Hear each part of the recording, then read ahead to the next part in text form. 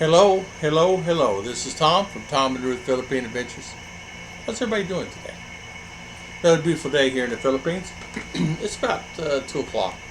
Running a little late on my video today. Ruth and I were thinking about this and talking about this as so many people come to the Philippines and they really don't have a plan. So I'm saying to the guys, and I've been talking to a lot of vloggers recently and to a lot of guys in general subs that I have on my channel, and a lot of guys are really prepping. They're doing a good job. They're preparing the way. In fact, they're doing a better job than I did when I came here. Whenever I was trying to prepare my way, and so preparing the way is the most important thing, And I think everybody wants a better life than what they have presently. You may find that your life is not going well there in the States or wherever you're at throughout the world, and you want to get out of there. And so you see the Philippines as an opportunity to restart your life. And it can actually do that. It can save your life. It can restart your life. And I believe in an instance it actually saved my life, because of the period of time I was dating Ruth, and we're online, and I was just tired of working all the time.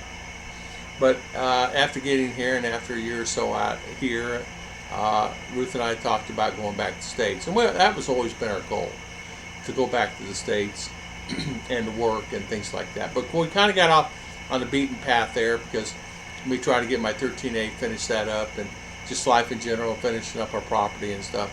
And as you know, 1 year goes by, 2 years go by, 3 years go by, and then when we tried, then COVID hit. So you find yourself in a bad situation.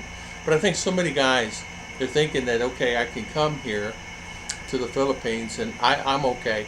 I have $2,000 a month coming in, and I'll be fine, and I have savings. And you surely can be and could be. But so many guys are really unprepared.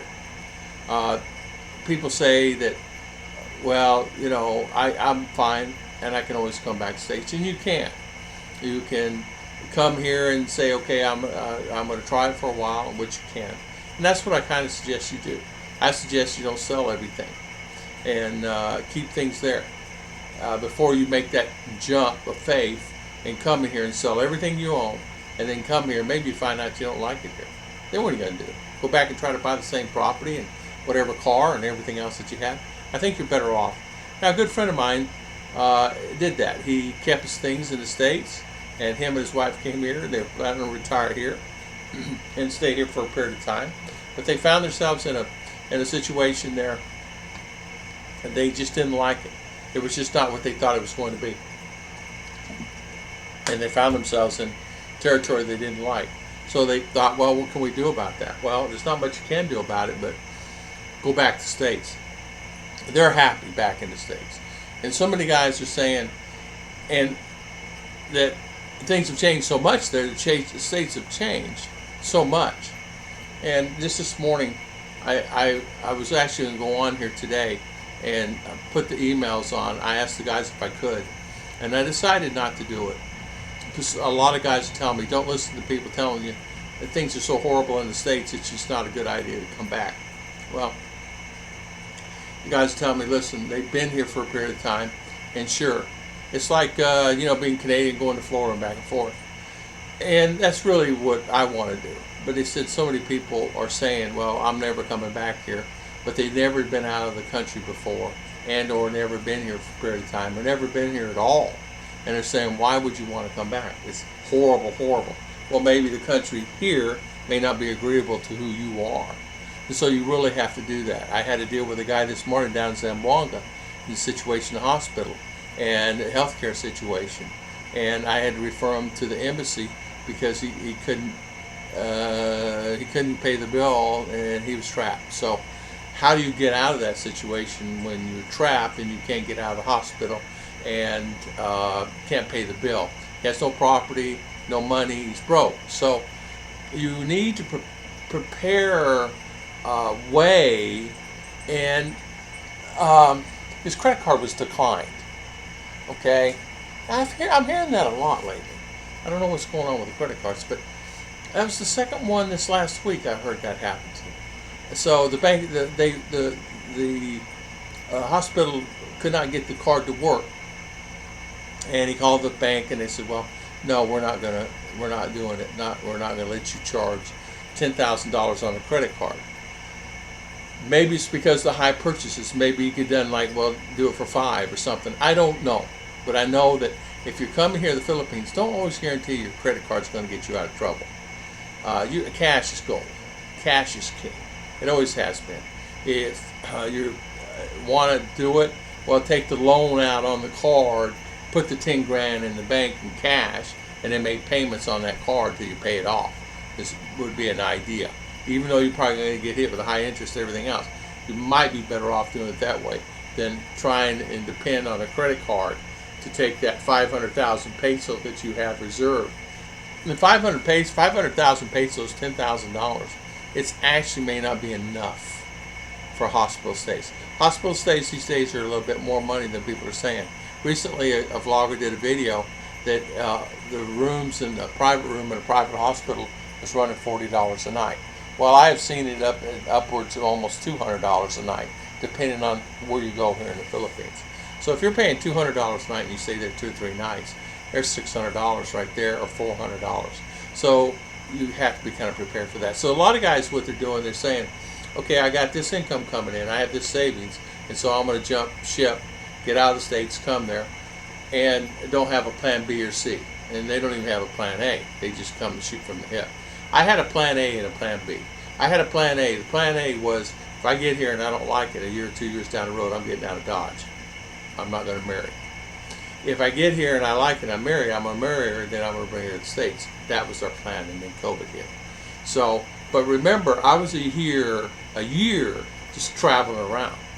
Then the second trip is when I bought this property. A year, about 15 months I bought this property after being here. Thought long and hard before I'm buying a piece of property. And when I did, I bought the property and got on Dodge and you know, did whatever I needed to do and got a deed and everything. It took us 4 years to get the title and deed squared away. So that matters a lot too. It matters a lot. That sounds like an air raid siren. I don't know if you guys can hear it. It does. We've had another earthquake, by the way. That's an air raid siren. So,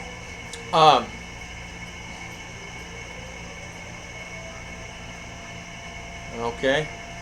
I'm sorry to be stopping this abnormal. I've never heard that before. It's not a car. We do have air raids, by the way, sirens throughout Mindinao. All over Philippines, not just Mindinao. They're in Visayas. I saw some in Manila.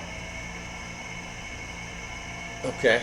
But a lot of guys don't really realize that the thing you got to really think about is once you get here and you're prepared for the circumstances.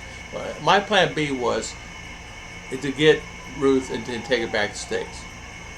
And it was okay.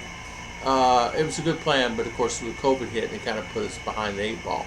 Then I just started the paperwork in early 2022 to bring Ruth. And I was going to do it in 2021, but there's so many problems with the COVID and all that stuff, and decided not to do it. But I'm glad I did, and I'm glad that we're in the process. So we'll see what time frame that works out to be, and we'll get her to the States and go from there. But I do want to tell everybody, have a plan A. Don't come to the Philippines unless you have plans. Don't come. If you don't have plan A, B, or C, don't come to the Philippines. You're better off staying where you're at. Even though it may be horrible, may be the worst thing in the world, come here for vacation. Come here for 6 weeks. Come here for 6 months. I say really minimum of 6 months.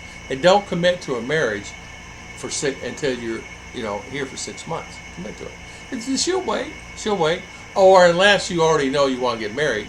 I have a friend that came here he lives in CDO, came here, got all the paperwork in CDO and got married and was back in the States in 1 month.